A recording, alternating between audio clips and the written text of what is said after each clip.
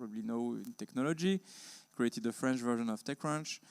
And I built a few companies, and my latest company is in the crypto space.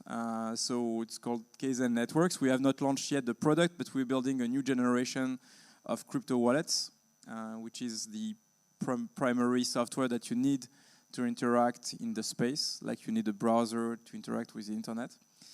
And that's it. We're going to speak about the past, the present. I'm not sure about the future, but let's talk about the past and the present first. Yeah, the problem is this space. Crypto. It's very hard to talk about the future, maybe. But why not? Let's try. Let's try it. And me, my name is Remy, as I said, and I'm running a show called The Bitcoin Show. It's a French show about Bitcoin and blockchain. And I'm very happy to be here, as I said earlier. For you, what's the most important things happened in the past for Bitcoin and blockchain? What's the most wondered? It's a very difficult question because a lot has happened in the last few years. I think the obvious answer would be the invention of the Bitcoin blockchain, but I would choose the invention of the Ethereum blockchain because that's what hooked me up on the crypto space. Because blockchain was like the first layer, building the decentralized digital assets that you can use and own as an individual or as a company without relying on a third party. And then Ethereum added a programming layer to that to create complex use cases and something that could become the new financial infrastructure and a new way to basically create and exchange value for any kind of use cases. So that's what's the most important for me. So because Ethereum was the first blockchain to actually create something around that. And sorry, do you think that the smart contracts still is the best in Ethereum, or? Yeah, it's basically its use case. It's the smart contracts. Basically, Ethereum is Bitcoin with smart contracts, and smart contracts is a way to automate and program transfer of digital values depending on different variables. And from there, you can create basically any use case you want involving digital value. So there's a lot of difficulties around Ethereum right now, being it's too slow, it's too costly, and there is a lot of different issues. And maybe we'll talk about that later. But I still think it's the most interesting idea that happened in the space since the beginning. Thank you. So for me, the thing that is I've been in tech for 20 years, so I've seen like a lot of ups and downs. But for me, the most fascinating thing about this industry is that for the first time ever, there is a technology that has been developed that is at the same time extremely resilient to catastrophes. And we can talk about what kind of catastrophes. They can be political, technological, economical, and that is unstoppable. So do you think that blockchain can continue if we are in the Walking Dead world, for example? So that's what I want to say, except if there is a massive power cut and we run out of internet, nothing can in theory stop that. So if you're looking at Bitcoin, for example, which is now 10 years old, there were multiple events that should have killed Bitcoin multiple times. Mt. Gox, when there was this massive hack of all this money gone forever, and massive security attacks basically should have killed what was promised to become the most secure network in the world, and it has crashed at the time. That was a few years ago, and it's still here. That should have completely killed Bitcoin. When there was this fork, this deviation from Bitcoin to Bitcoin Cash, right, which was supposed to become the better Bitcoin, it should have killed Bitcoin because people should have lost trust of the protocol since it can be forked, and then the value of it becomes half of what it was yesterday. The reality is that Bitcoin has become even stronger after this fork. And so what you see is something that is extremely resilient, and you don't find that in technology. Usually you find things that are either disappearing or that can be stopped or that can be hacked, and the Bitcoin network is the ultimate resilient software protocol that has never been stopped until today. And unless there is a power cut or Walking Dead kind of scenario, you know, China, for example, they try to, as you know, they try to make Bitcoin illegal, or to bind Bitcoin at every single level, mining, you know, exchange, you know, nearly even owning. Even events were not possible to organize. Now it's changing. But they should have, and most of the mining coming from China, so it should have killed Bitcoin, but no, it doesn't manage to kill Bitcoin. So the resiliency for me is something that is unique, and for the first time ever, developers can build unstoppable apps and unstoppable money. It will clearly change the world, as we see right now. Well, right now it's not changing very much. Right now we paid our conference tickets with real money, and our airplane is printed on paper, and nothing is changing. And we were talking about that with Simon. The reality is that the cycles of adoption of innovation are extremely slow. Right? When GPS came out, not everyone, even if it was a great innovation, started to use GPS right away. We were seeing our cars, asking people for directions, and it took years for people to get used to these new things. So even if it's like better, people like sometimes not better because they're just used to that. So getting used to changes is something that takes time. And right now what's missing is not like more engineers or everything, it's just time. Yeah, and we saw it with the internet, of course. It was a very, not like that, you know, so. 20 years. Yeah, and even more so, I think that we haven't found yet the killer use case of blockchain that will attract the general public. So it's not only that it takes time to adoption, it's also that we haven't been able to formulate a value proposition as I'm speaking blockchain community as a whole, a real value proposition that makes sense for the whole world. We have some sparks of some ideas of innovation that could make sense for people. This whole idea of a world currency, that's very good, but it's not articulate enough to be understandable and to be usable for the general public right now. So that's probably where we stand now, with great ideas, but no real clear use case for people. Not enough applications, real applications for people, and yeah, maybe it's. Can I add some color to that? So I agree, but we live in a world here in France, in Europe, in the US, in modern countries, where we don't necessarily need an alternative form of money immediately in an urgent way. But you have other regions in the world where this is the case. And there, Bitcoin is clearly the only way to transfer value from point A to point B. So right now, if you go to Argentina, if you go to Venezuela, if you go to Iran, if you go to even countries like Turkey, even maybe some areas of Greece, right? Where you don't always have, because of who you are or because of what your government is, access to a bank account or banking system. Or if you go to Africa, where the country basically is completely underbanked, there's no banking system except mobile operators and your mobile phone. Well, Bitcoin is the revolution because it's the system that allows you to send money to your son on the other side of the country, or to pay for your rent, or to pay for things. So we live in our own reality, but there is a red pill in front of the blue pill, like in the Matrix movies, right? So we are on the red pill, but we don't know the blue pill. And so those guys, when they discover Bitcoin, and you see the cycle of adoption of crypto there, is completely different because, unlike what I said, cycles of the adoption are very slow, unless you have an emergency, right? So emergency is when you don't have the choice. They don't have the choice. They need something to send money. So this cycle of adoption is very strong, and it's today. It's not in 10 years, it's not in 20 years. So we need to look at the world with two lenses. And do you think it's really the currency that can be the great application to transform this into mainstream, or do we need something else? Because apparently, as you said, in certain countries it can be interesting to do a new currency, but in a lot of other countries we don't need it at the moment.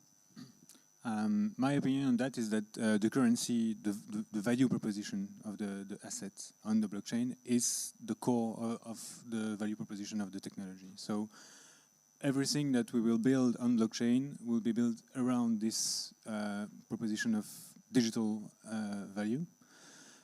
So it will not be necessarily currency per se, even if I think it's one of the most obvious and intelligent use case, and one of the biggest one that will develop in the future.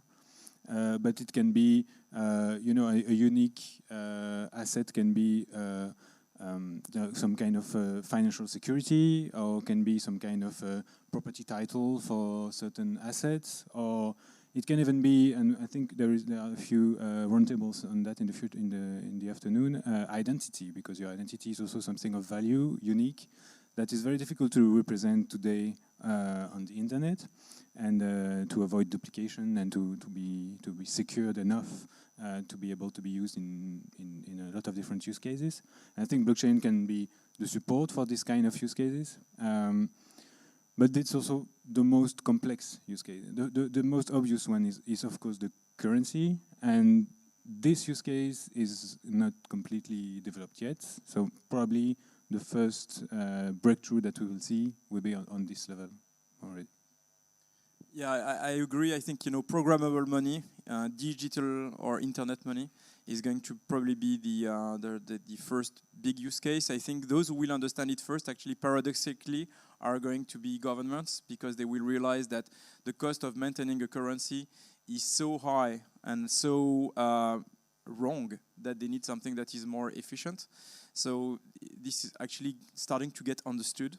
And I think we will see in the short future major central banks starting to build reserve of crypto money. Some will try to build their own, but they will basically adopt, I think, Bitcoin or some other. But something I want to say, though, is that asking this question of what are the best use case for Bitcoin is as if doing like a flashback 20 years ago when HTTP or SMTP were starting to be invented. We were asking what will be the use case for HTTP, SMTP, FTP, and all those protocols that we don't even know how to describe today. Well, the use case for those, we discover it over time. So we need time. We discovered that with HTTP, you can build great services like Amazon and Google, and that with SMTP and IMAP, you can build emails. And with FTP and other encoding protocol, you could build things like YouTube. And those things took time. They didn't appear from day one. So initially, the internet was just like a basic Netscape browser, some dial-up modem from AOL with a CD-ROM. I mean, you know, based on the number of white hair like me I see in the room, I'm sure you remember. All right, you know, for the young people, you might have known that, but you received the CD-ROM. It's a piece of disk that you put in a place, and that does and then you connect at 22 kbps. That was the early days of the internet. How could you have guessed at the time that 20 years later you would have Facebook and YouTube and Amazon, and you click and an hour later the product is next door? That things were just unimaginable. So we are exactly in the same situation today. We can guess probably that currency is going to be a major use case, because we also already see the adoption in some areas in the world, but there is no way we can even begin to imagine what will be the applications that will be built over time. And so right now we are in dial-up era. So let's not try to guess something that cannot be guessed. We just know that something big is coming and that it's in the making. So we just need to be patient and hard at work. Okay, and what can we answer to people always say, okay, this technology is great, it's amazing, blah, blah, blah. But finally, nothing happened. And probably it's because it's not enough secure, it's not enough good, it's not enough blah, blah, blah. What do you answer about that? I would probably answer that I will probably agree with most of their concerns. And I think right now, most of the blockchain, well, all the blockchain technology is, as Oya said, it's really the dial-up era. So it's not secured enough. The entry points of the blockchain are very complex. It's very difficult to create a private key, to secure it, and to use a decentralized application, and to create... Yeah, try to use MetaTask if you're not a blockchain guy. MetaMask, sorry. Sorry. Even the name is difficult. Yeah, it's really... If you're not versed into technologies in general, and then particularly interested in the field and willing to understand and spending 20 hours, 100 hours to understand what you're going into, then you will probably do something wrong. And That's because nothing is really in place for the general public, and even for the specialized public. It's really the early beginning. So yes, nothing's really happened right now except for speculation. But I think that's perfectly normal. It's really the very beginning of a new industry, and it just takes time to just have the ideas, implement them, and to create a whole ecosystem around this new technological brick that was created 10 years ago. So what I would probably do with that person is, I would agree with him or her, and second, I would probably try to find a fax machine and show that person this fax machine and ask him to send a message with a fax machine compared to sending a message with an email. And explain him that this is exactly what is currently happening with money versus real money, with digital money. So when you are sending money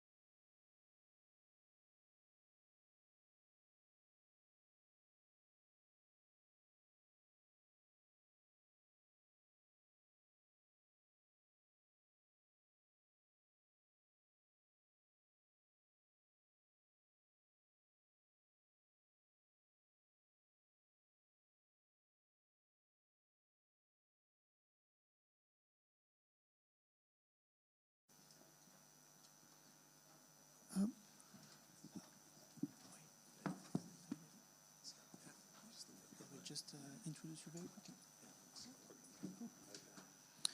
Guys, if you want to stay, there is another very good conference right now with Scott Dweck. And he will talk about the Identity and Payments He's from the Identity and Payments Association.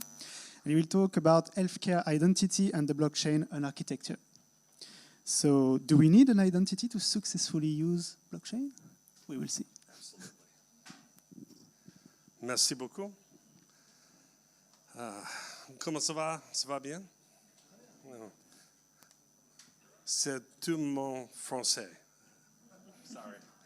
Took 2 years in high school a long time ago. So I will be doing a description of a pilot that actually builds on the last presentation, the last panel. So back in 1997, 98, 99, I worked at IBM. And at IBM, I was the global marketing manager for internet payments and PKI. Now think about that, the late 90s, internet payments and PKI.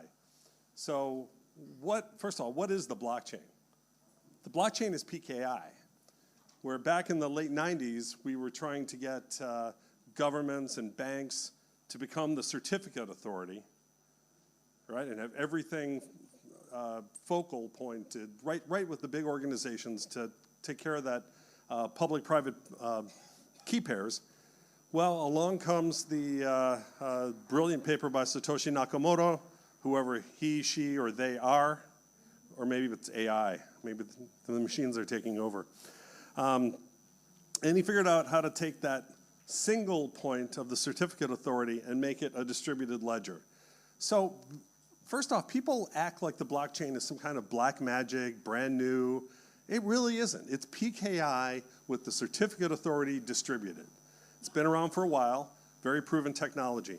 So I've been involved in this area since then, and actually when 2008 happened, I was working for a consulting company, and I was focused on what I presented on earlier today, which was the dark web. And the dark web as it pertained to illegal criminal activity, and back then there was no Bitcoin. It was using e-gold and c-gold, digital gold systems to get around the identity issue.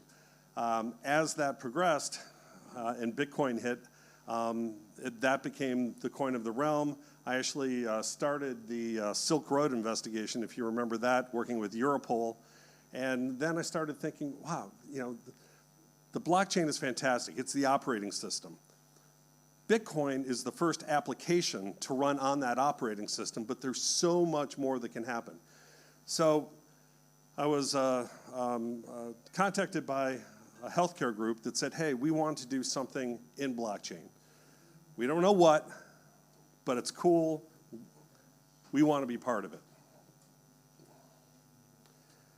They had been reading the headlines. They had seen the Forbes, the Fortune, the Time magazine article, all of these headlines screaming at them, hey, this is the coming big thing. And the CIO at that time, 2 years ago, very cutting edge, he wanted to be part of this. And I think that's something that a lot of CIOs want to be. They want to be recognized outside of their organization. And so he said, hey, we want to hire you to help us figure out what to do with the blockchain, how to apply this to healthcare. We don't know what, but we know we want to start there. Show of hands, who doesn't understand the blockchain very well? Just a handful. There are a lot of people that are pretty sophisticated then. All right, I'm going to do a quick little primer here so that for those who don't really understand it, maybe this will put it in context, as well as give you a few of the big applications that are in existence now that are being applied. Since the days of clay tablets, people have recorded the exchange of goods and services. As we evolve into the digital age, recording these transactions has become much more complex. Whether it's the exchange of money between two parties, documenting how goods move through a supply chain, or making contractual agreements. The growth of global commerce and trade has created a network of disparate ledger systems, vulnerable to errors, fraud, and misinterpretation. Take the diamond industry, for example. The journey of a diamond from mine to consumer covers a complex landscape of legal, regulatory, financial, manufacturing, and commercial practices. Current supply chains have to rely on intermediaries every step of the way, from government officials to lawyers, accountants, dealers, and banks. This adds time and cost. Diamond smuggling and fraud can hamper governments from collecting fair export taxes, and consumers and retailers face the prospect of purchasing counterfeit or unethically mined stones. This is where Hyperledger blockchain technology comes in. It has the potential to eliminate these vulnerabilities with transparent transactions. Blockchain offers all parties involved in a business network a secure and synchronized record of transactions. The blockchain ledger records every sequence of transactions from beginning to end, whether it's hundreds of steps in a supply chain or a single online payment. As each transaction occurs, it's put into a block. Each block is connected to the one before and after it. Groups of transactions are blocked together and a fingerprint of each block is added to the next, thus creating an irreversible chain. That's why blockchain is ideal for recording the mining, refining, and distribution of one of the most valuable goods in the world.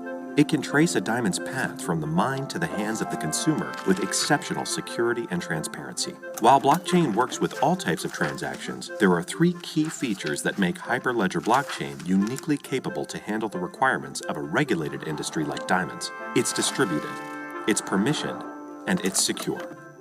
Because the ledger is distributed, it works as a shared form of record keeping, ensuring no one person or organization holds ownership of the system. As the diamond cycles through its supply chain, everyone involved during the process is permissioned to have a copy of every record and piece of data, and no transaction can be added to the chain without consensus across the participants. This means no one person can add to or alter the blockchain without it being permanently recorded, making it tamper-resistant and highly secure, eliminating the risk of fraud and error. No one, not even a system administrator, can delete it. In the case of diamonds, a blockchain ledger keeps a record of high-resolution photos of each diamond at every touchpoint along its journey. It holds certificates of authenticity, real-time records of every payment transaction, as well as product details like cut, clarity, color, carat, and diamond serial numbers. At the end of the buying cycle, there is a complete, auditable, and indisputable record of information.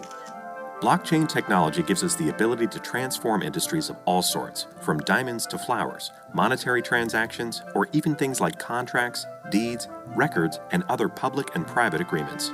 It frees up capital flows, speeds processes, lowers transaction costs, and most importantly, provides security and trust. We believe that blockchain will do for business what the internet did for communication, create new ways of working and leave more time for creativity and innovation.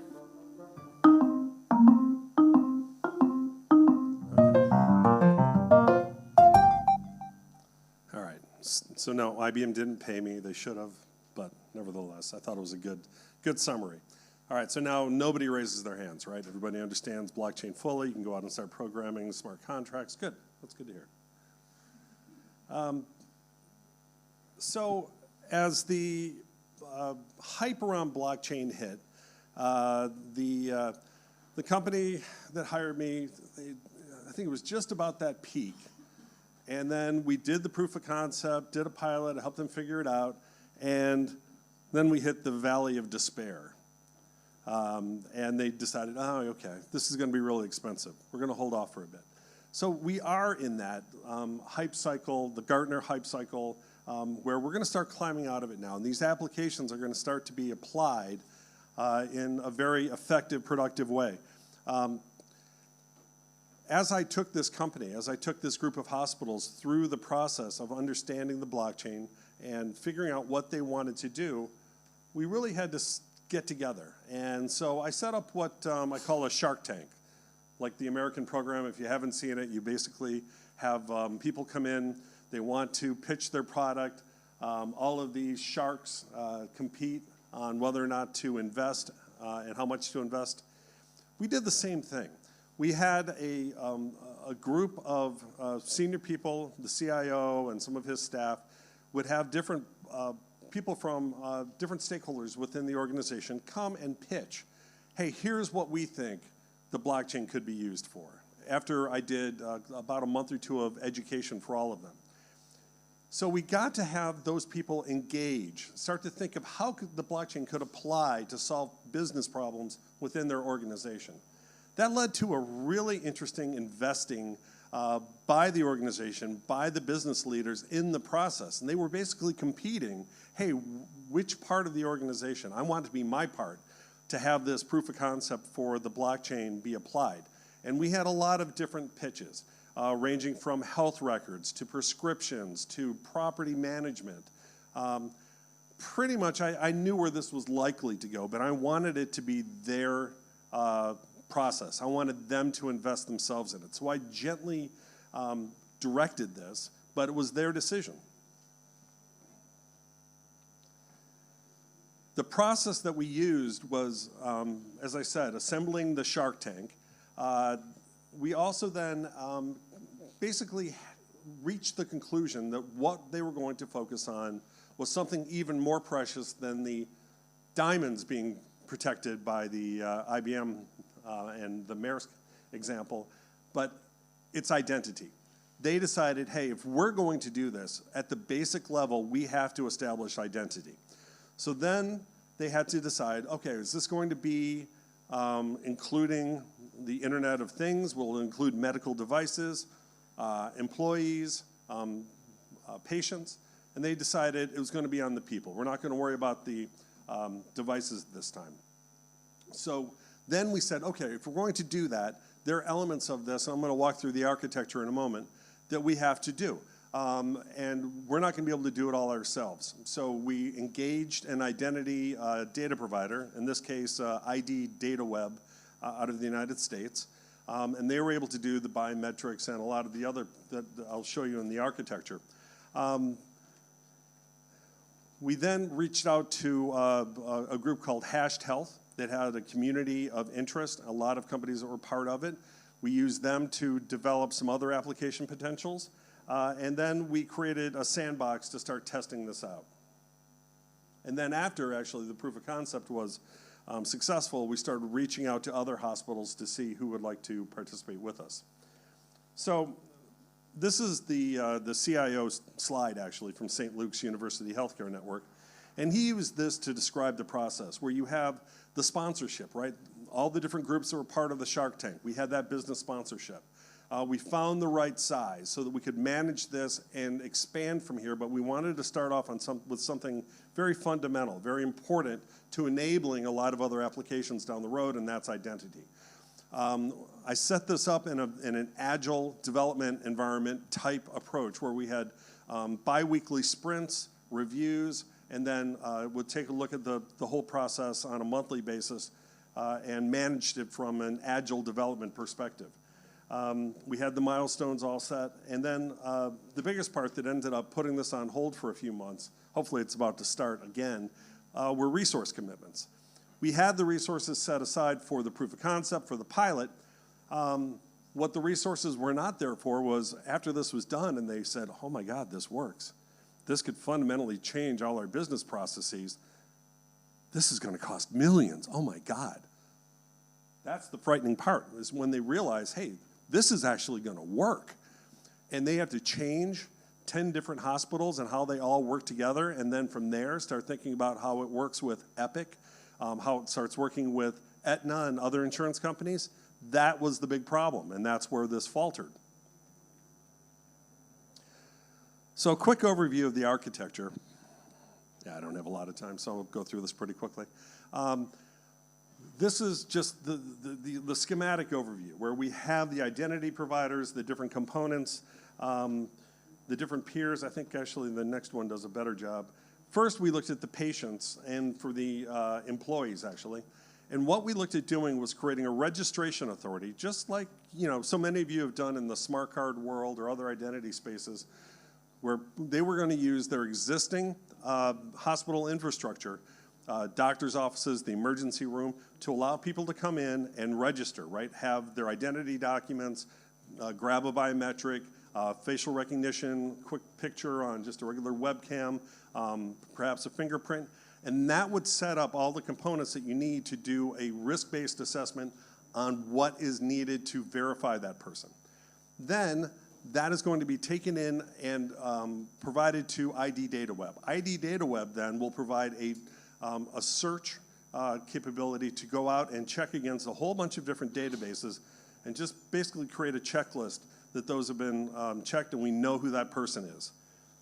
That then will be returned to us as a token. That token, right, we haven't even touched the blockchain yet. This is really the most important part, is getting that identity registration piece done correctly.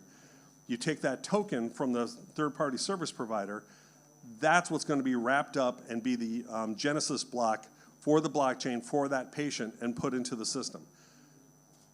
Now, at the beginning, this is going to be a blockchain system just for those 10 hospitals, but after that, it can be expanded beyond that.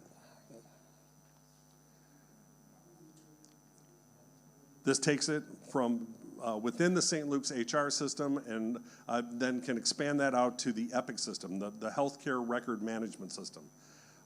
This allows them to then really take a look at how they can connect this to a bunch of other providers, whether it be insurance companies, the EPIC system, a whole range of other hospitals. You've got players that are starting to get into the healthcare system, like Amazon. And I was really disappointed that Amazon wasn't able to join us today. They presented yesterday and flew back. Amazon wants to get into healthcare. Well, what they don't have is somebody at the local level to have that relationship with the patient, with the person who needs the goods. I believe that there could be a whole network of registration authorities tied to specific healthcare providers like St. Luke's University Healthcare Network in this region, but there would be many others, that would provide that basic level that could provide a blockchain-based identity authentication process that would feed into these other systems. It's really critical that you get it right. So with the US government's smart card project, HSPD 12, FIPS 201, they had their system delayed by about a year because they forgot to do the identity registration authority in a very robust way. Any of these blockchain systems that are doing Internet of Things, that are doing any basic thing that involves a person, you've got to think about this registration authority component. You've got to have people identify who they are. This is a critical component. You had mentioned some other systems that aren't doing that well, that are really trying to figure out how to tie this to an actual person. This is a great business opportunity for a lot of companies that do have those relationships already. They could provide that basic level of identity, registration, verification. So, as I said, I set this up in an agile environment. We basically said, all right, for the pilot, we really want to have this be a very focused approach so that within 6 months, we could have a great idea, hey, what do we want to do? Is it possible? And we did that. And then we pivoted. We started preparing for the pilot and actually to build the proof of concept. And the CIO said, look at this. You've already got this all detailed out. Do you think it's going to work? I'm like, of course it'll work. This is known technology, known software. He's like, all right, let's just go right to pilot then. And that's what we started doing. So you can be flexible in these systems as well. So with that, I know we're a little tight on time. Happy to take any questions. Yes, sir. I've got two questions, and it's on here. Okay, it's on. I got two questions. Since May this year, we have in Europe the so-called GDPR implemented, which means more or less privacy of data. That means every person who is involved, who is leaving personal data, and personal data considered in Europe as well, variable IP addresses, so such unpersonal data as variable IP addresses. So every person has a right to revoke his information from any participant. So that would mean for blockchain applications in Europe, these applications, if a person asks to revoke all his information, the whole blockchain constructed with it will be falling together like a soufflé, we are in France, a soufflé which is taken too early out of the oven. This might be right. And then question number 2 is, I have a customer, a smart card customer actually, who bought actually in the past, a couple of years ago, smart cards for me to develop wallets for Bitcoin and stuff. And I met him accidentally at a technical meeting about blockchain lightning network, which means actually speeding up transactions under Bitcoin, technical implementation, whatever, development. And he was telling me, honestly, they make money out of blockchain, but he was telling me, frankly, he's saying me, it doesn't make sense. Most blockchain applications doesn't make sense because you can apply everything with multi-signatures. Yeah, no, so he's wrong. First on that last point, so this system, it's a private permission blockchain, is not on the public blockchain. And where you have data that you need to be able to forget per GDPR, the system that I designed here actually would allow you to do that and would not have any persistent data that you would have to go back and change, which of course is one of the criticisms of the blockchain, or at least more like the criticism of how GDPR was rolled out, not seeing the blockchain. But in this instance, actually, it wouldn't be such a problem because what the blockchain is recording is not your personal data. It's simply a token that says you've been checked against this checklist. The data is going to be in the third-party provider, which you can go back and change, and they're going to be meeting GDPR requirements. So this is actually consistent with GDPR. These data consist of personal data, and these personal data are propagated through blockchain. So for this, there's a right to have even these data cancelled. Yeah, well, there are issues with GDPR, unintended consequences with GDPR that'll have to be, Yeah, I'm on a board of a company that does, a TruNomi that does GDPR rights management. Yeah, it's a mess, but actually I think this does a better job than most because you don't actually have the identity data yourself. It's a checklist, it's a token that can be adapted, outside of the blockchain. Thank you, Scott. We are unfortunately out of time. I'll be around.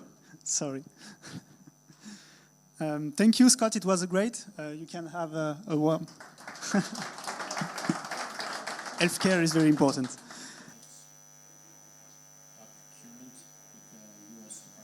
Commerce, the EDA, which is the Economic Development Administration. And actually, some people may not know what we're up to. I better backtrack. So we're working on a hybrid blockchain product. Hybrid blockchain means that it goes first into like a private blockchain, like private blockchain or a regular database, and then it's hashed to a public blockchain. So the privacy is maintained in the internal private blockchain, but then auditing is allowed through the hash on the public blockchain. And the first use case was with an insurance company. Their certificates, we put them on the private blockchain hosted by them, and then then the hash was put on the public Ethereum blockchain. And for the use case of customer support, when the customers sort of complain about whether or not they actually signed the documents, you can prove it by showing them the hash on the public one. It's a timestamping use case, basically, purely timestamping. So the timestamping use case then on the government side is with the grant auditing.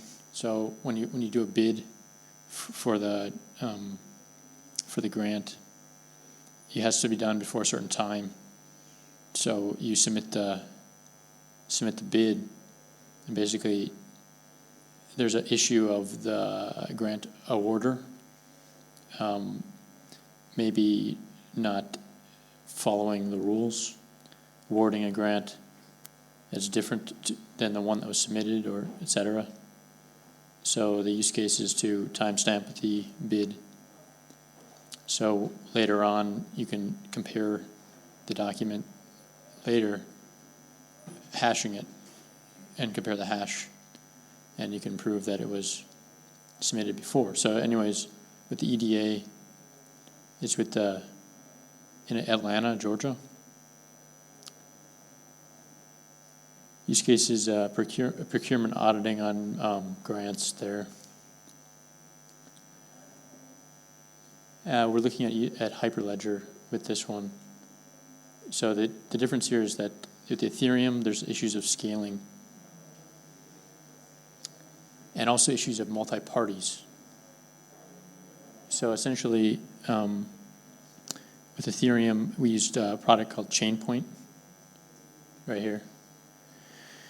And Chainpoint node was with the local host with the insurance company, and the issue there is there's scaling. Also, multi-parties that need to access the data in a secure way. It doesn't quite have that capability so much as Hyperledger was designed for. And there's 4 more technologies we're looking at for alternatives to Hyperledger. One's called Red Belly, based in Sydney, Australia. And then Tendermint and EOS and Merge. So that's yeah, there's other use cases, but those are the 2 that are most interesting right now from our company, which is based in Brooklyn, New York. And we have an office in Station F in Paris. And it's related to Bitwage. There's a similar parent company between the 2. So the program might say Bitwage. But Bitwage is a payments-related company, so for wage payments. Does anyone have any questions about the use case with the government or the insurance company?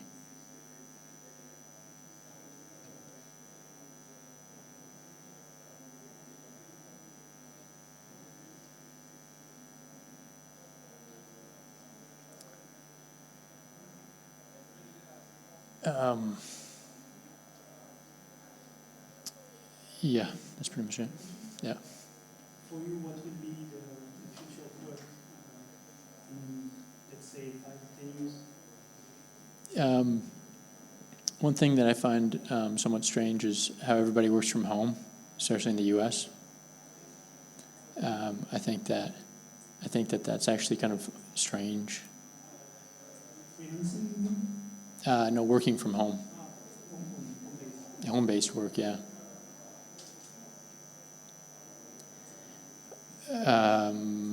I think it slows down the pace of work, actually, to speed up the pace of work.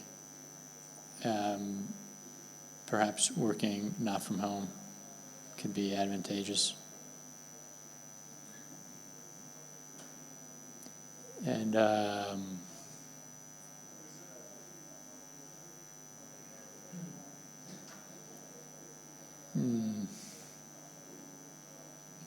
yeah.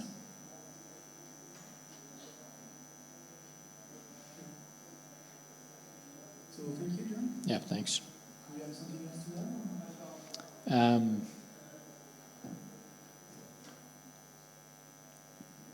add? Thanks for inviting me. Yeah. Okay. Thank you, John. Thanks.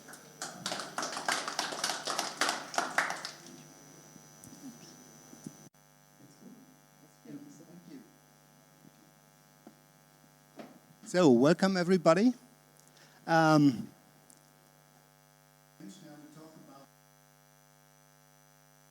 Applications, especially for user credential protection. And I would like to start with the basic question. But first of all, I can give you a brief overview. It's time enough, right?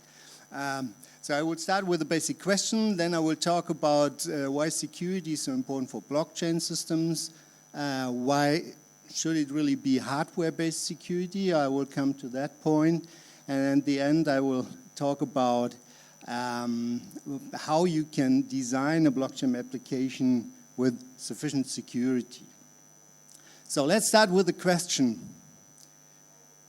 What would you do if you lose your PIN number for your debit card bank account? And especially what would happen if somebody else get aware of that? Well, basically in a normal system, that's pretty easy to answer because with your bank you have a centralized authority and you can go to the centralized authority and ask them to help, right? So you get this problem solved pretty soon. But if you do the same when you're a part of a decentralized system, you basically have a problem. Because in that case, there is no central authority. So at the end, the simple answer is no one can help. Yeah. So especially for decentralized system, it is very important to have the best protection of your user credentials in place. Now it's clear. That's the background of the talk. Blockchain is a decentralized system. Just as an overview, blockchain is a continuously growing list of data. You have cryptographic proof instead of central trust. The records are hardened against tampering and revision. Nice thing is that the nodes don't have to trust each other. And as I already mentioned, typically there is no central authority. Just as a motivation why we as Infineon think that blockchain really is a technology we have to look at and that we have to support. In the internet I found this picture here with the different types of blockchain. I think the most prominent at the end at the moment is public blockchains with the cryptocurrencies. But there are also many unknown participants.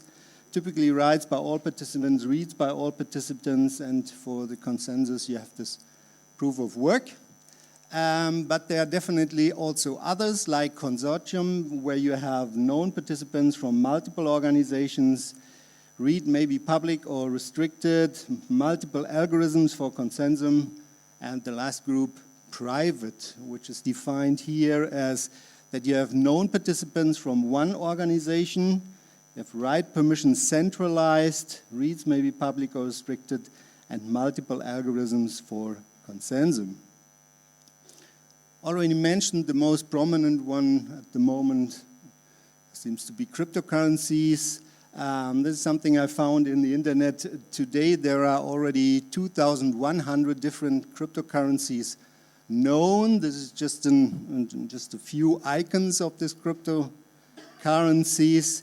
I think it's a come and go clearly, but for me it shows really the high interest in this technology in this cryptocurrency field.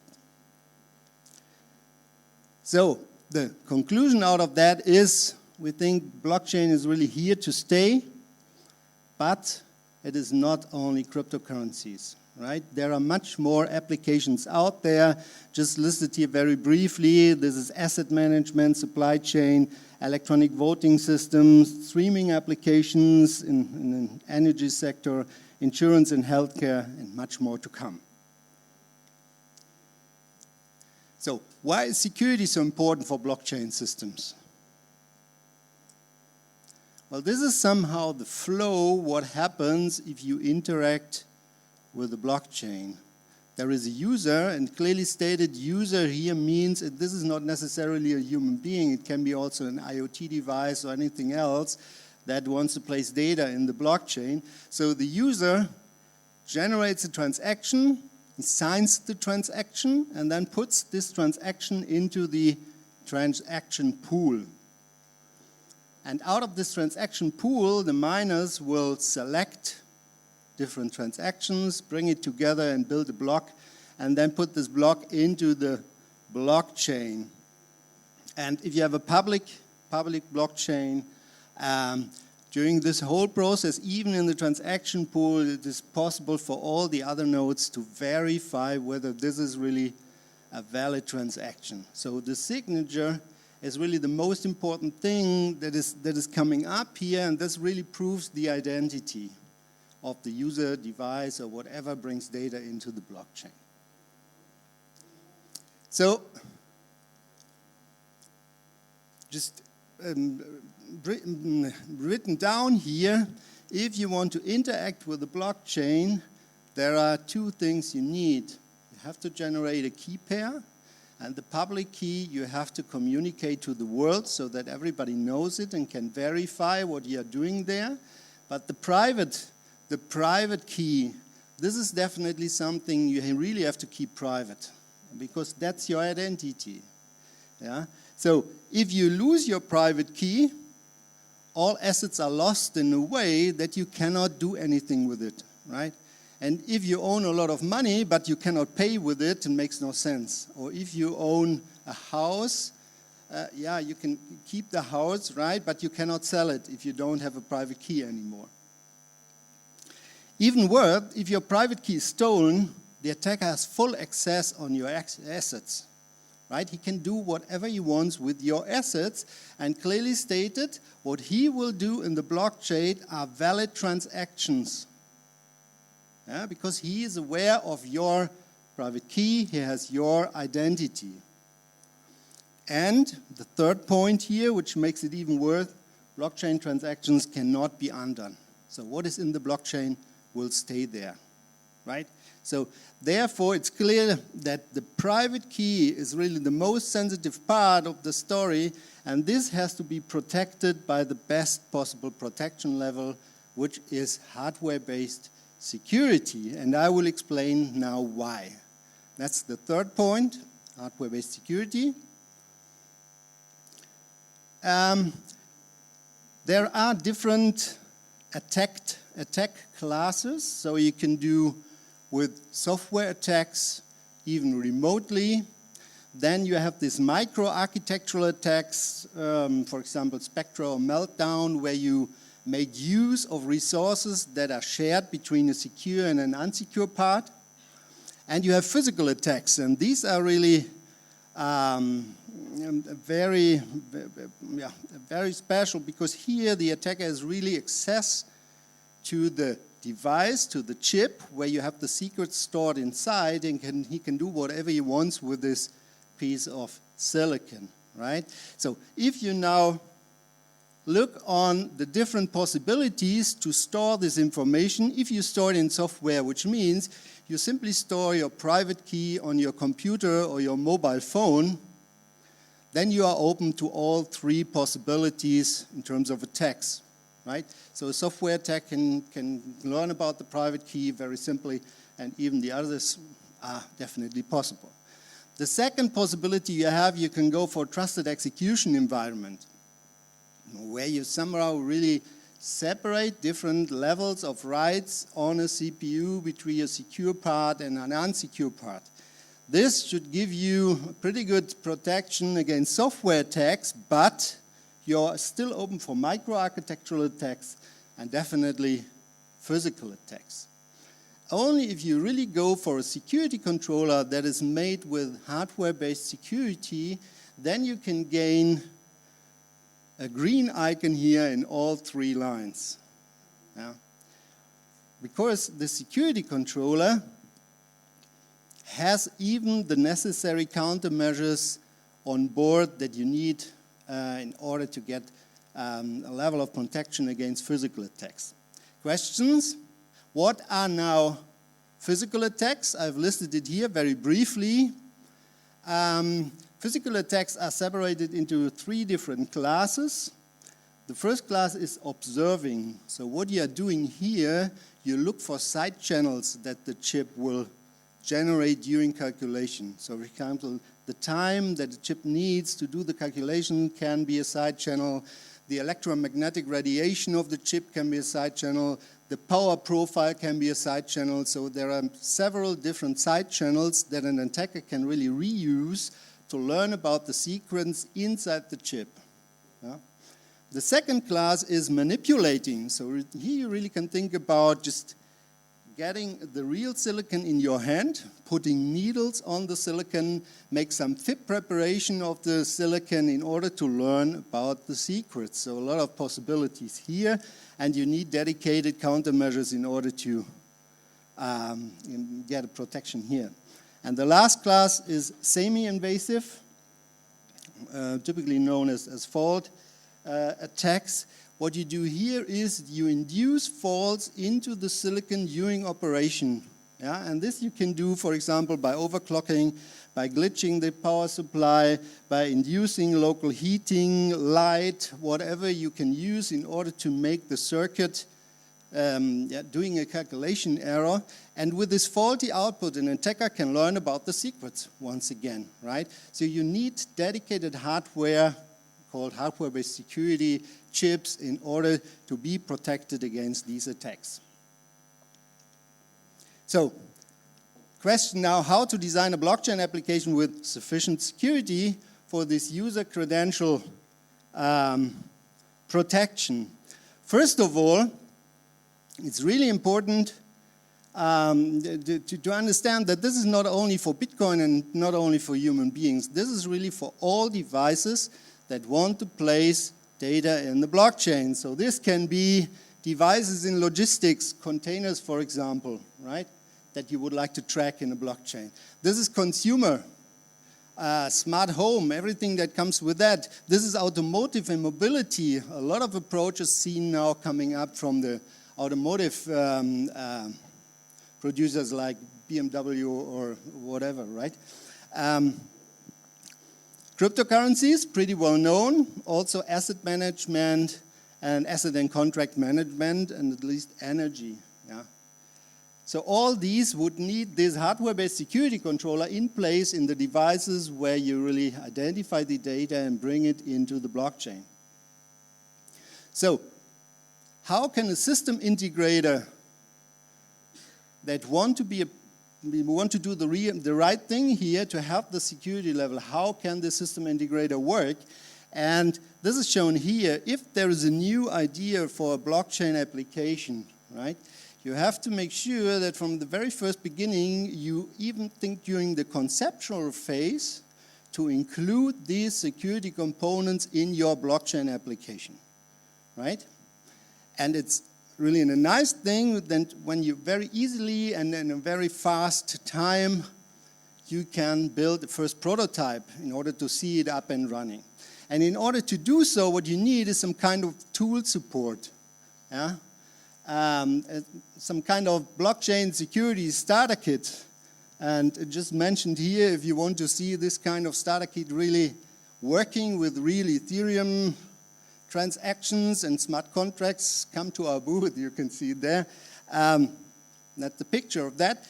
But this is only during development, yeah? Then you have the right development of your new blockchain application, and then if you say, okay, I like the product as it is, I want to ramp, then you can simply exchange this starter kit tokens by real products, and they can be totally different form factor. For example, in the starter kits you see there's a NFC contactless cards, so you can simply run it together with your NFC, with your mobile phone, right?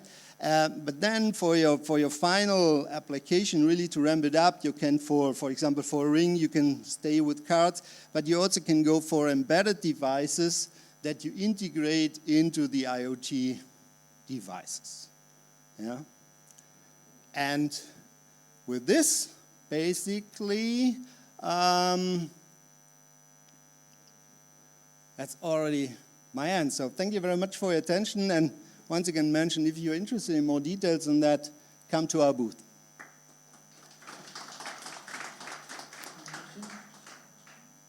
I got one question. Uh-huh.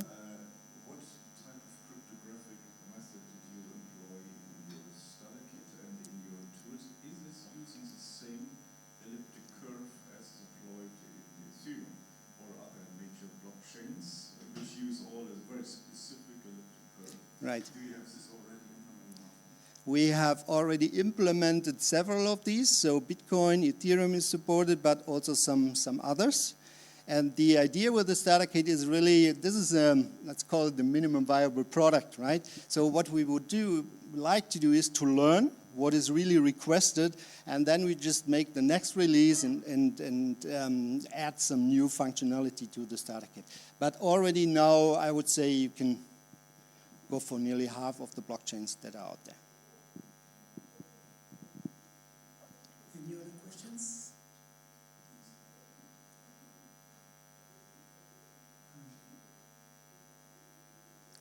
Something to add? No? No? Thank you so Was it also too fast? Or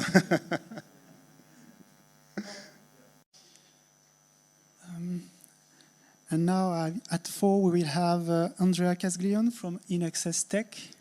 Hi, hello everyone. It's Andrea, as has been said. I have a question. How many of you have an exposure to blockchain? This is okay? One person, which is good. Okay.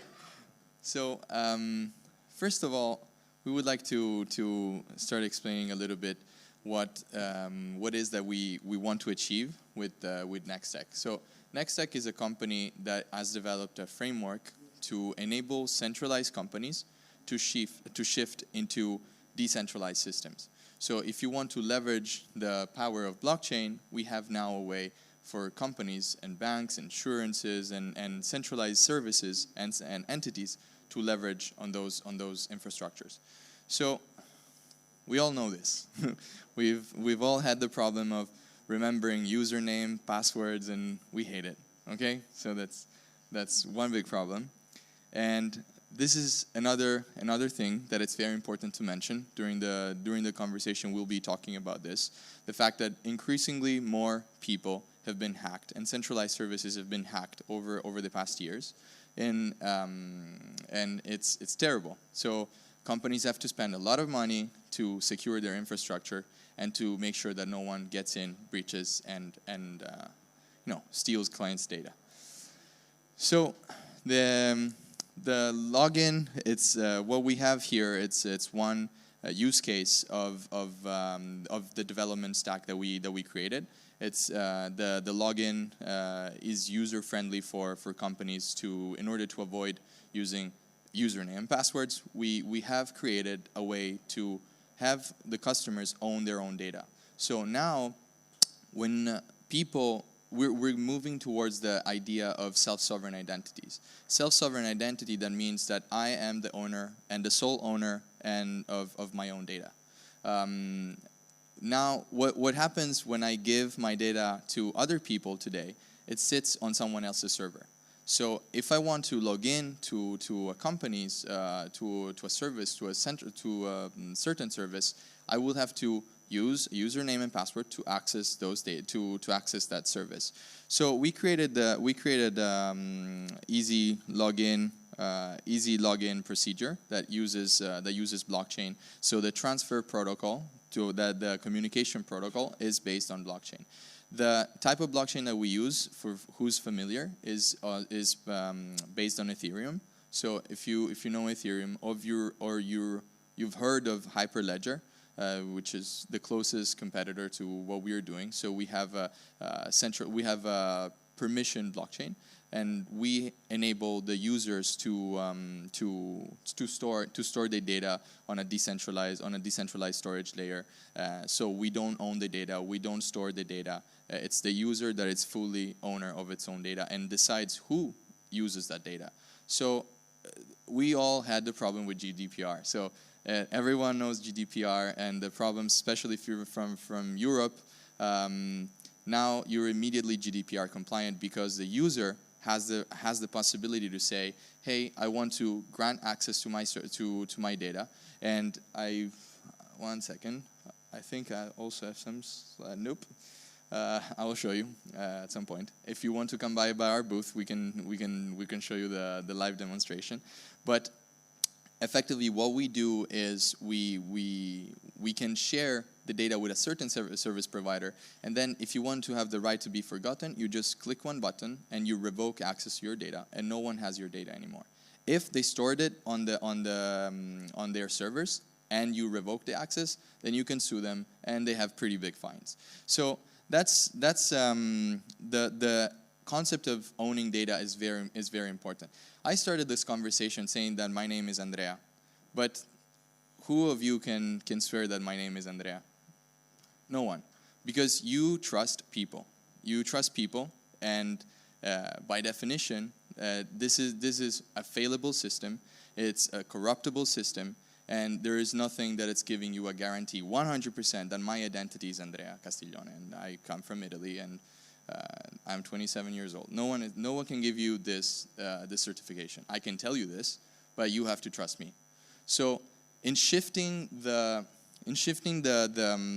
I would say the trust layer to computers and to machines that use cryptography to secure that data, now you have a almost trustless infrastructure. This is centralized. So we're talking about permission blockchain. So you as a company would have authority to act on the chain. But in the blockchain context, you have machines that guarantee that that data is true. So this is very important. And one piece that we also evolved in is the IoT. So Internet of Things is a very important topic, because we now have the possibility to give identities to things as well. It's not just people, it's also things. So when I interact with my car or with my printer, I'm doing it and I'm sure that this is me, and I am the only person that has authority to talk to my car or talk to my printer. There is no one else that can tamper with the data. Because in order to tamper with the data and change the data, I have to hack the blockchain. And hacking a blockchain is not that simple. It's not very simple, because it's a distributed database, and you have to, it's effectively a distributed database, but it's a bit more. And you would have to hack more than half of the network at the same time, which is not really easy to do. IoT has a ton of problems, so you have a lot of security issues with IoT, with IoT device. Whoop, yeah. The technology. So we spoke. I'll go a bit further. Okay, we spoke at the beginning, and I asked you how many people have had exposure to blockchain. And it's a scary word. I understand that it's a very scary word, because now everyone is talking about blockchain and tokens and ICOs and all this concept that make it sound like it's a bubble, or it's something that it's here to fade. But we've been in the space for a long time. We've been in the space from the very beginning. So we had the experience of how to build decentralized services, and what it means to have a decentralized service. It's actually to have a secure by design, a peer-to-peer infrastructure that I can then leverage to make my company grow. It's not that we want to kill centralized companies. It's not at all like that. Like, we are just changing the way that data is stored and data is transferred. You don't need a token. So when people say blockchain equal token, it's not true. You don't need to ICO. You don't need to create a token. You don't need to have a coin. None of it. You have a new way to store your data and transfer your data in a secure manner. But some of you would say, hey, we have HTTPS. We can have our Amazon cloud that it's very secure already. Why would we have to shift? It's a good question. It's a good question. But you can now have a way of using Amazon cloud, but putting your servers on a blockchain. It's just a different paradigm. So it's not that you have to throw away everything that you have. You will spend a ton less on security. You will spend a ton less on security, especially. But peer-to-peer decentralization, transparency, security, these are all things that are quite clear. The difference between a centralized and a distributed or decentralized service, this is what it looks like. that is a central point of failure. So a central point of failure, if I'm a hacker, I can break that in, I can break in that, and I have access to your data. And we've seen a ton of those. You've seen Facebook, you've seen other providers get hacked, and you know, data is lost. So what we do effectively, you can see from the image, is putting the person in the center. So the identity is at the center of this, and we shift the permission layer and the security layer around it. So around this person, it's not sitting with the single company; it's sitting around the person. So this is a very important concept. So I am creating an infrastructure that is secured by design, because I'm not relying on the company spending enough money to secure my data. I'm relying on the blockchain, and that is just a different paradigm. And we can talk at length if you want. After the talk, you can come at our booth. It's LERF 15 if you want to come by. This is something that we came up. It's to be, to trust, and to share. So what that means is when we are, it's not enough. You know, we are not just a person. I'm not just me. I have to trust someone else. I have to share and connect with other people in order to have a meaningful experience, a meaningful life. I have to trust and share and have to communicate. And when I do these things, I have to make sure that I'm you know, these things are happening on a you know, properly, you know, and we have the infrastructure to do this. So NextTech login is, I had the picture, by the way, that's good. So this is the NextTech login that we were discussing before. So that's a website. I just scan the QR code, and you can tell me, yes, the QR code is breakable. It's something that is not secured by design, but we can work. If you have any of you that is working on biometrics, we can talk about that. We can have a biometric key that can allow me to share my private key over the blockchain, and it's exactly the same. It's more secure, so it's something that we can talk about. NextTech key benefits: GDPR compliant, trustless, interoperability, all these big words, but effectively what it means is customer is happy because the data is secure and it's always with him or with her. So NextTech, that's us. If you have any questions, just please ask me, and I'm here to respond. Yes, please. Yeah. Yeah.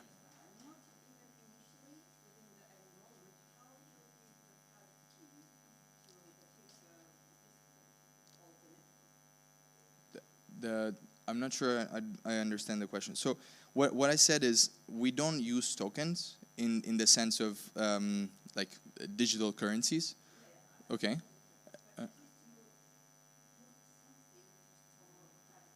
Oh, sure. As of now, it's if you're seeing the login example. In the login example, we have the private key that it's on the phone. So we have the private key on the phone, and when it's transferred to the chain, it's using that to if I'm storing some data. Yeah.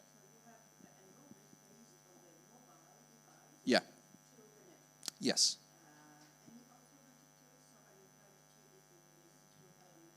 Sure. Like we can.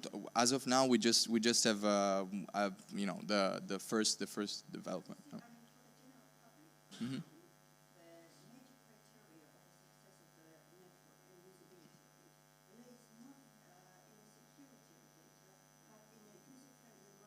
Sure. I agree.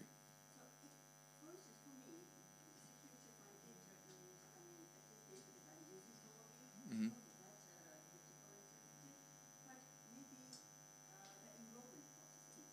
Mm-hmm.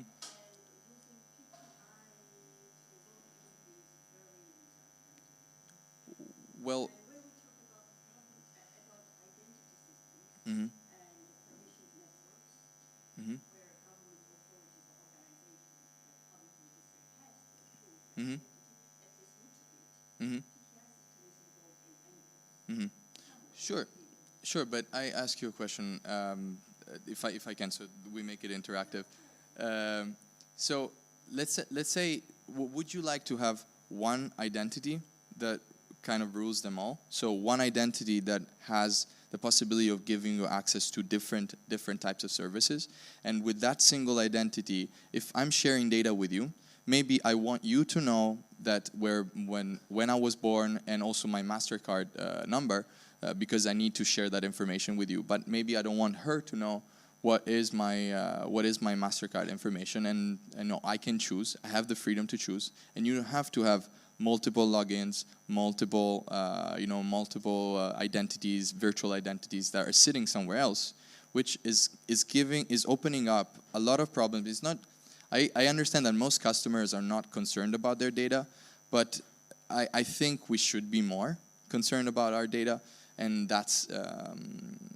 I understand it has to be user friendly, and we're working on it, and we're very open. We're a company that it's absolutely open to suggestion, new innovation, and trying to create a community, and trying to make sure that everyone gets involved in the design phase of the new application. So if you have any ideas for user friendliness, we're happy to discuss. Sure. Yes. It's okay. It's okay. I think. Are other questions? Yeah. Lure 15. Upstairs. Yeah. Questions? No. Thank you, Andrea. My pleasure. Thank you.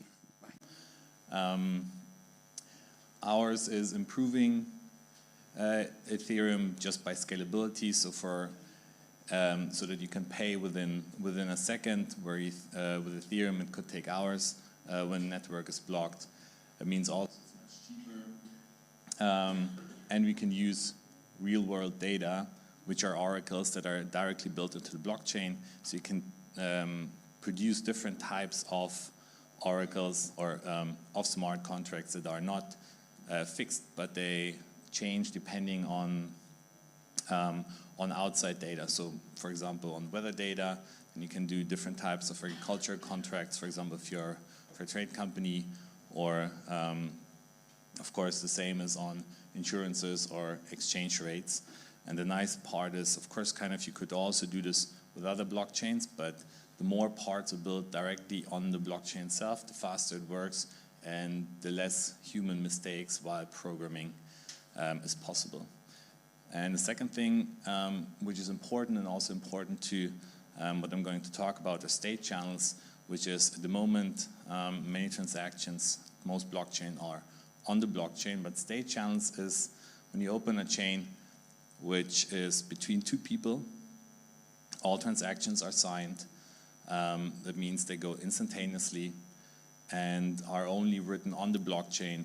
Either if you say, okay, once someone paid for 50 euros or something happened, then it's written on the blockchain, but otherwise all transactions go instantly and are cost-free.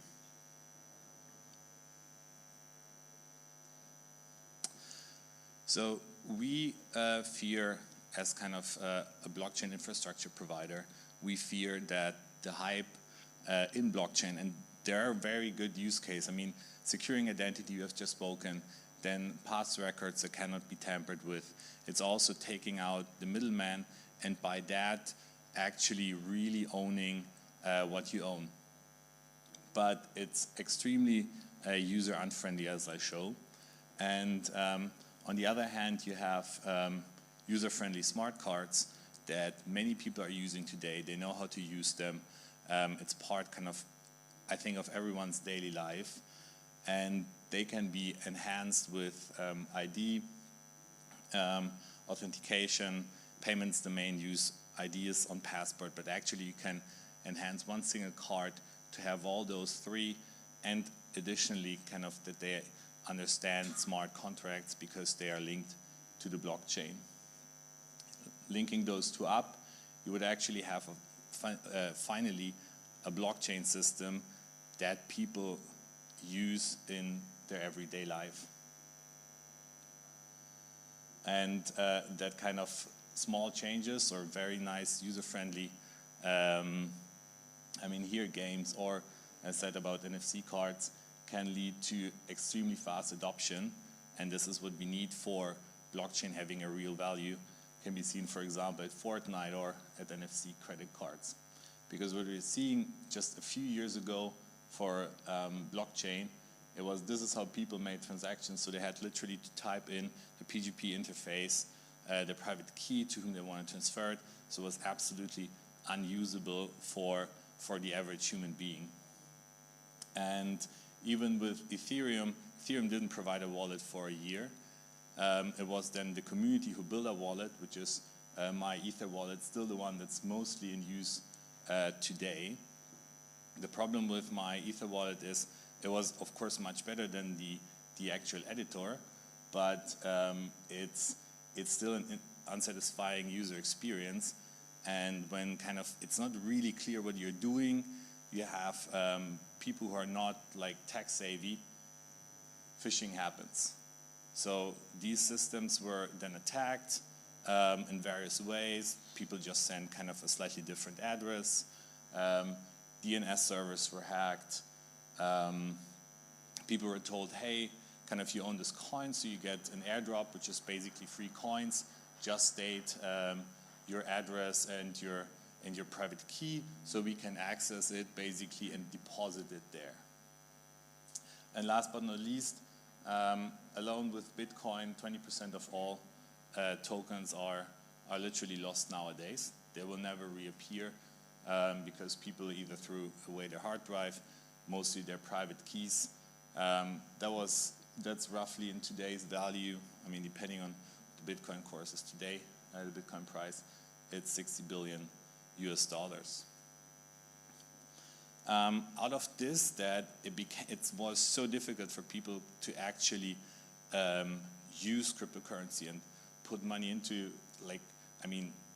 I had a lot of questions just last year, is how can I actually buy cryptocurrency? How can I deposit Great British Pounds or into cryptocurrency, and how can I exit cryptocurrencies again?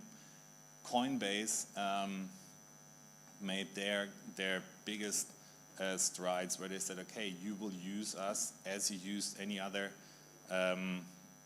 online page you used before. So you have an email, you have a password, and if you use your password, we can restore it. You can also do some trading. So you have your wallet where your money is or your coins are, but you can also do trading. The thing there was, and many people use it for depositing their wallets or their coins, because still trading is extremely expensive compared to other proper trading sites. So people use it mainly as wallet. Though using Coinbase as wallet means you actually lose again ownership over your Bitcoins or over your Ethereums, because it's a single point of failure.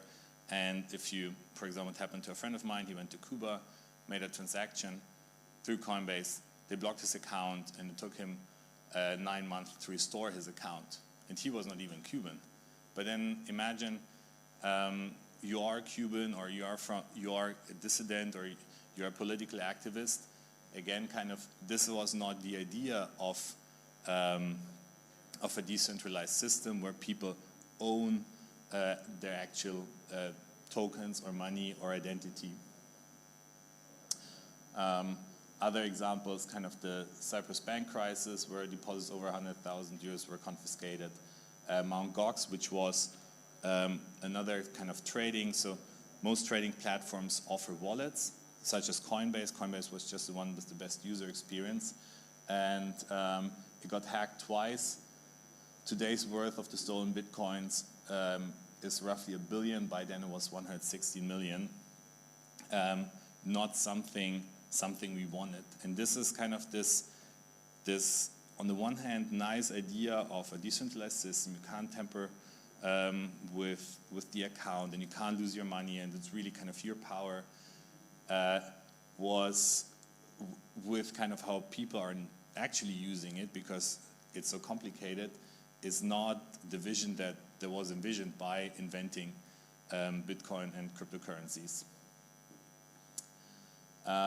We also took a take on how can people actually really have their own wallet, own their money, and not deposit it on a third-party provider, which essentially is like a bank.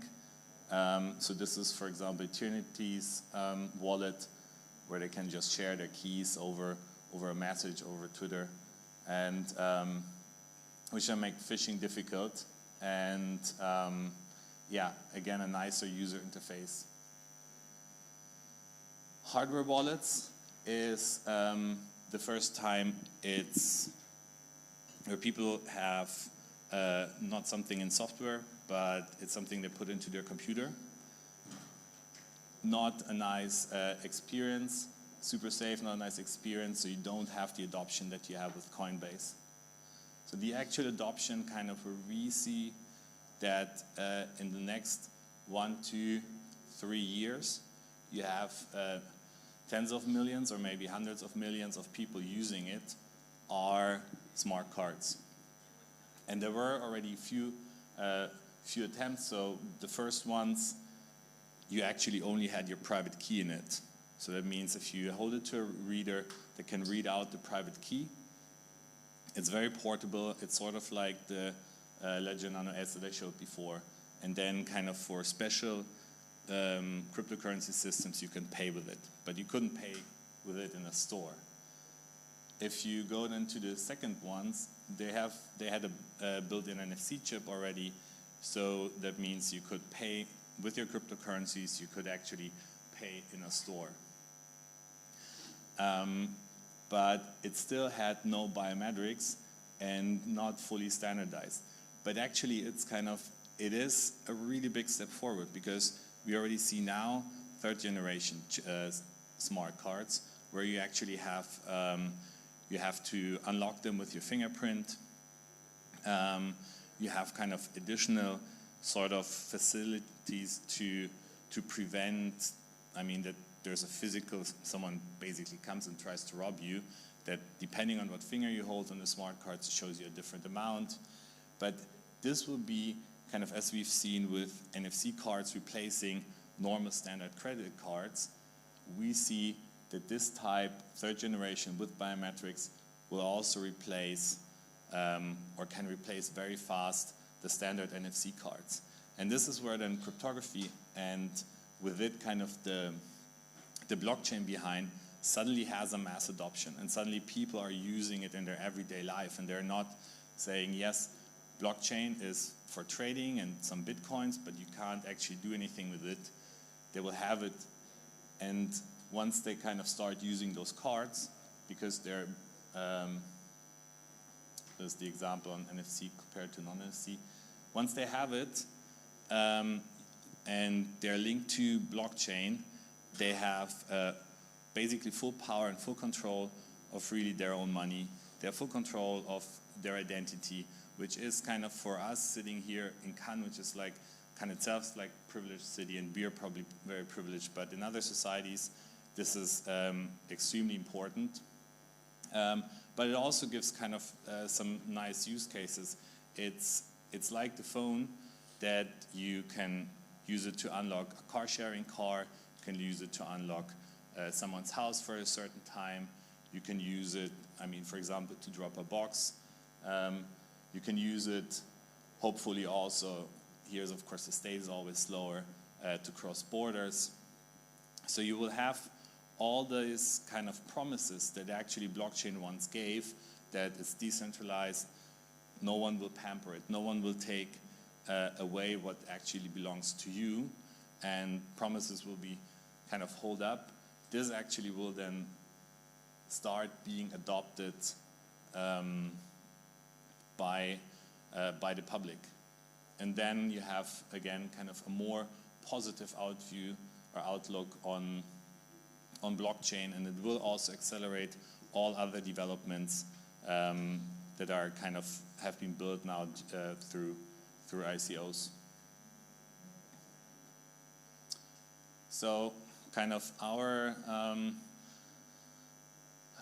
if there are smart card builders or people kind of in this sphere, we're really intrigued in partners who want to build on top of the Eternity blockchain and use its state-of-the-art technology, especially in payment through state channels where it goes instantly. And we think kind of everyone who wants to bring blockchain forward and to get kind of this thing, kind of the positive connotation that when they hear blockchain, they don't hear about this is a hype and it's difficult to use and I don't understand it, to suddenly, oh yes, it has really beneficial real-life applications. And this will then also go that people, when they are decision makers, decide in industry or kind of in other applications that they start using blockchain because it started being accepted.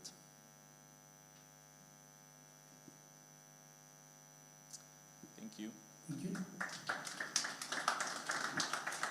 Any questions to everyone, maybe? Yeah.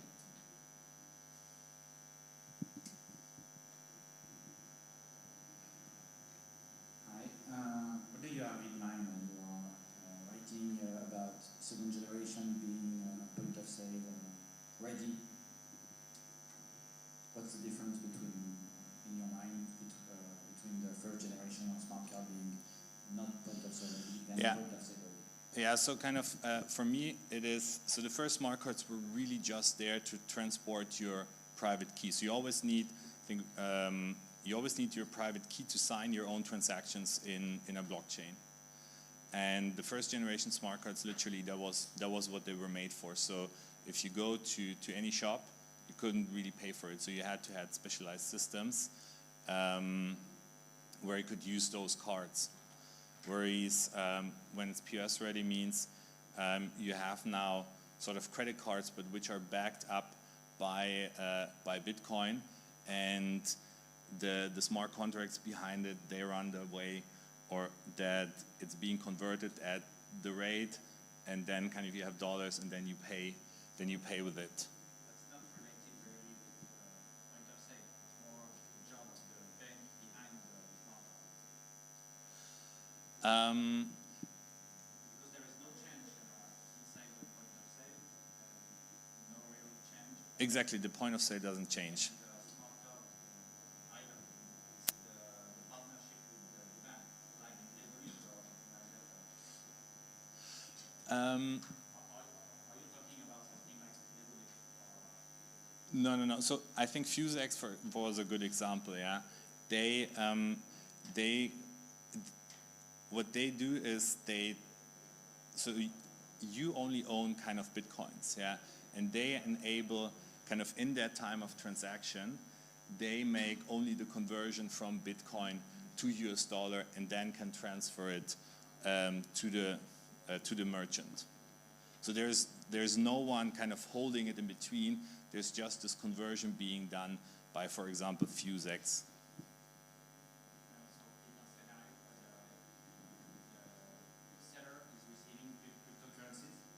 No, the seller is receiving his own currency. So he makes a request kind of in his currency, and they kind of request, like calculate how much on Bitcoin it is, and then request in the wallet of the user the amount. And because he has the private key on his own card, he can also sign it basically. Thank you. Thank you. Bravo.